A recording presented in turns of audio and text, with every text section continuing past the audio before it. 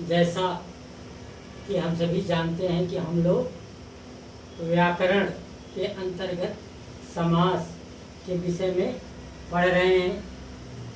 कल हम लोगों ने समास का अर्थ, परिभाषा और समास संधि में क्या अंतर है, कल हम लोग उदाहरण सहित इसके विषय में जानकारी ले चुके हैं।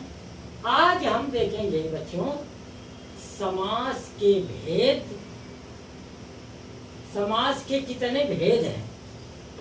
तो आप लोग ध्यान दीजिए, समास के 6 भेद हैं। नंबर 1 अव्ययी भाव समास,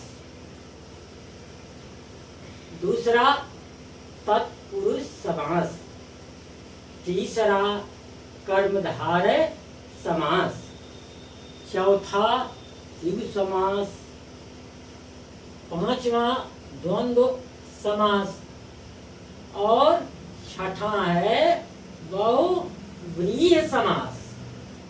अब आप लोग एक चीज जानकारी ले लीजिए कि हिंदी में समास नहीं है, बल्कि हिंदी में जो समास है ये मुख्यतः संस्कृत की देन है। अब आज हम लोग सबसे पहले देखेंगे अव्ययी भाव समास। तो अव्ययी भाव समास के अंतर्गत आप ये जान लीजिए कि अव्ययी भाव समास का अर्थ क्या है। तो नोट करते जाएं आप लोग। जिस समास में पहला पद अव्यय और दूसरा पद प्रधान होता है उसे क्या कहेंगे? अव्ययी भाव समास। इसमें 2 पद हैं, पूर्व पद और उत्तर पद। तो शब्द है आजन्म, ये 2 शब्दों के मेल से बना है। आ धन जन्म बराबर आजन्म। अब यहाँ आ शब्द उपसर्ग और अव्यय, इसलिए अव्ययी भाव समास है। दूसरा उदाहरण आमरण, आमरण। आखंड को यदि हम अलग कर देंगे तो अर्थ का अनर्थ हो जाएगा। इसको अलग करके हम इसके अर्थ को नहीं बदल सकते, इसलिए ये अव्यय है, इसको अलग नहीं किया जा सकता। और यथाशक्ति बराबर यथाशक्ति, इसमें यथा आ यथा, ये क्या है? उपसर्ग और अव्यय। अब आप देखिए तत्पुरुष समास। तत्पुरुष समास में इसका अर्थ देखिए, वह समास जिसमें उत्तर पद प्रधान होता है। उत्तर पद, उत्तर पद गमन, पीड़ित, गाड़ी, मुक्त, तट, ये क्या है? ये उत्तर पद हैं। और प्रथम पद अकाल, डाक, ऋण, गंगा, आनंद। अब ये समास है। परलोक गमन, इसको अगर हम विग्रह करेंगे तो परलोक को गमन, अकाल से पीड़ित यानी अकाल पीड़ित, अकाल से पीड़ित, डाक गाड़ी, डाक के लिए गाड़ी, ऋण मुक्त, ऋण से मुक्त, गंगा तट, गंगा का तट, आनंद मग्न, आनंद में मग्न। ये इसके उदाहरण हैं। इसके हमने बताया आपको कि तत्पुरुष समास का पहले अर्थ आप लोग जान लीजिए और इसको पहले नोट कर लीजिए। वह समास जिसमें उत्तर पद प्रधान होता है तथा पहला पद अपेक्षाकृत कम महत्व का होता है, वहां तत्पुरुष समास होता है।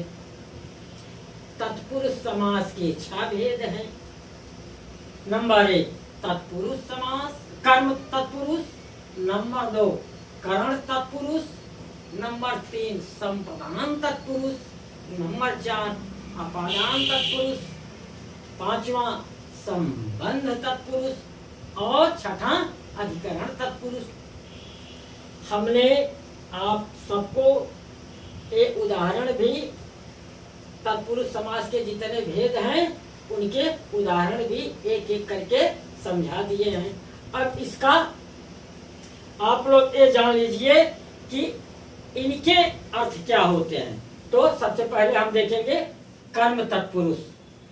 जहां पहले पद में कर्म कारक हो, कारक हमने कल बताया था, जहां पहले पद में कर्म कारक हो या उसकी विभक्ति का लोप है वहां कर्म तत्पुरुष समास होता है।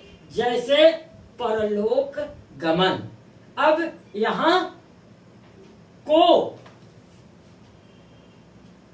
ये आपका लोप हो गया है, सीधे लिख दिया गया परलोक, परलोक गमन। यहाँ ये को जो है आपका इसका लोप हो गया है, ये विग्रह करने पर बनेगा परलोक गमन, परलोक को गमन। ठीक इसी प्रकार से अब देखिए दूसरा करण तत्पुरुष। जहां पहले पद में करण,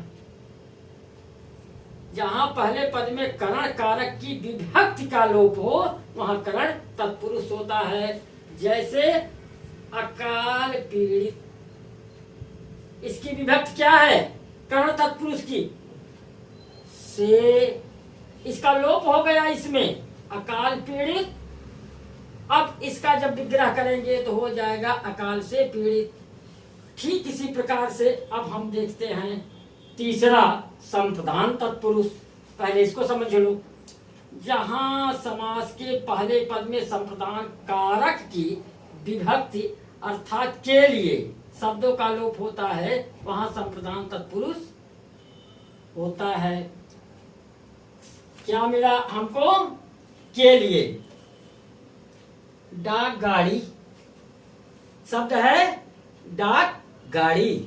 अब इसका इसमें लोप हो गया के लिए, शब्द बना डाक गाड़ी, लेकिन जब विग्रह करेंगे तो डाक के लिए गाड़ी, लेकिन समास में के लिए लोप है यानी गायब है, लेकिन भाव निकलेगा तो डाक गाड़ी का भाव होगा डाक के लिए गाड़ी। अब ठीक इसी प्रकार से आप देखिए अपादान तत्पुरुष, इसको समझिए। जहां समास का पहला पद, जहां समास का पहला पद अपादान कारक की विभक्ति से विलय, से विलय का मतलब से अलग हो जाए, वहां क्या होगा अपादान तत्पुरुष। अब ऋण मुक्त से का अलग हो गया है, भाव अलग हो गया है, तो ऋण मुक्त यानी से नहीं है, ये कट के अलग हो गया तो ऋण मुक्त मतलब ऋण से मुक्त। अब देखिए संबंध तत्पुरुष। जहां समास के पहले पद में संबंध तत्पुरुष की विभक्ति, विभक्ति में मैंने बताया था का की के, इसका लोप हो वहां पर संबंध तत्पुरुष होगा। जैसे उदाहरण देखिए गंगा तट, का के की, मैंने बताया कि जहां इसका लोप हो वहां पर संबंध तत्पुरुष होगा। का के की, गंगा का तट, लेकिन शब्द है मुख्य गंगा तट। अब देखिए अधिकरण तत्पुरुष। अधिकरण तत्पुरुष में जहां समास में अधिकरण कारक की विभक्ति में पर का अभाव हो, में पर का अभाव हो। अब हम इसमें देखेंगे तो आनंद में मग्न, लेकिन इस शब्द में में का अभाव है, शब्द है केवल आनंद मग्न। विग्रह अगर करेंगे तो आनंद में मग्न। तो हम लोगों ने व्याकरण में समास के कितने भेद हैं तुमने बताया, 6 भेद हैं। 6 के आप लोगों को मैंने ये पूरा डिटेल बता दिया। अब हम आज तत्पुरुष समास बताए हैं क्योंकि इसके ज़्यादा भाग हैं।